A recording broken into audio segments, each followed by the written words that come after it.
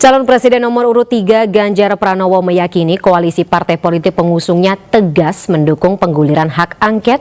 Dengan dukungan tambahan dari partai koalisi Anies Muhaimin, wacana hak angket sangat mungkin terrealisasi.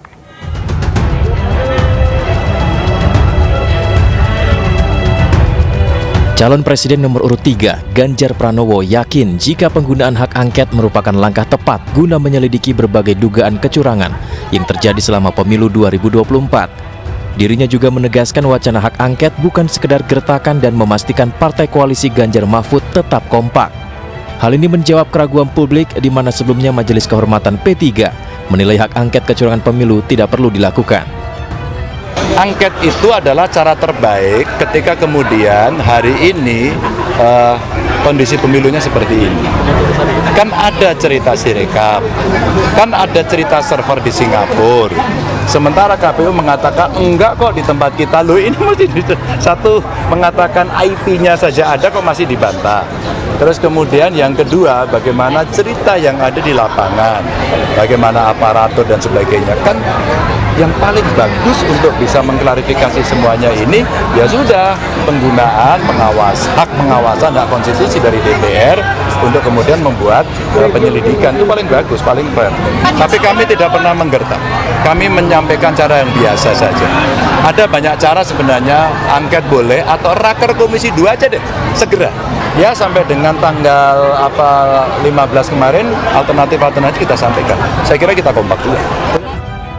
Sementara itu berbagai langkah dilakukan Partai Koalisi Prabowo Gibran untuk menghindari wacana hak angket terrealisasi.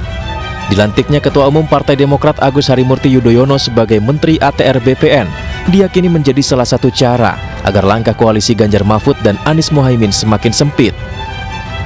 Ya kalau hak angket kan hak politisi DPR. Tapi Partai Golkar dan koalisinya itu pasti akan menolak. Dan kedua, koalisi presiden sampai saat ini adalah bertambah dengan Mas AHY masuk. Jadi yang di luar pemerintah semakin sedikit. Mengacu pada Undang-Undang Nomor 17 Tahun 2014 tentang MD3, hak angket sedikitnya harus diusulkan paling sedikit oleh 25 anggota DPR dan lebih dari satu fraksi. Usulan nantinya akan resmi menjadi hak angket DPR jika mendapat persetujuan rapat paripurna yang dihadiri dan disetujui oleh lebih dari setengah anggota DPR yang hadir dalam rapat tersebut. Saat ini parpol pendukung Ganjar Mahfud yang diisi dengan PDIP dan P3 memiliki 147 kursi di DPR, ditambah dengan parpol pendukung Anies Muhaimin 167 kursi, maka jumlah total parpol pendukung hak angket sebanyak 314 kursi.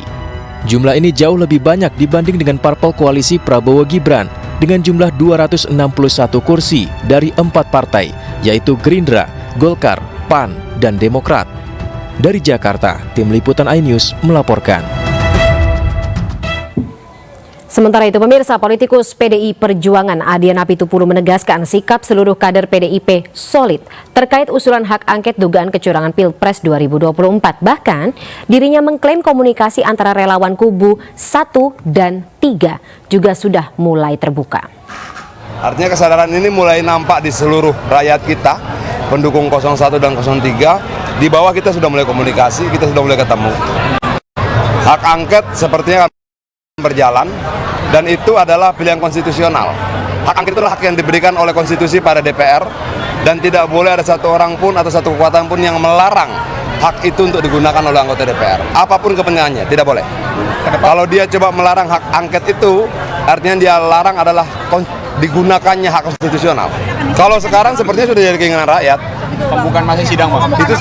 Itu sangat teknis. Tapi kalau ditanya misalnya apakah kita siap mengajukan hak angket, sangat siap. Apakah rakyat juga setuju diajukan hak angket, sangat setuju. Apakah menggunakan hak angket itu sesuatu yang konstitusional, sangat konstitusional.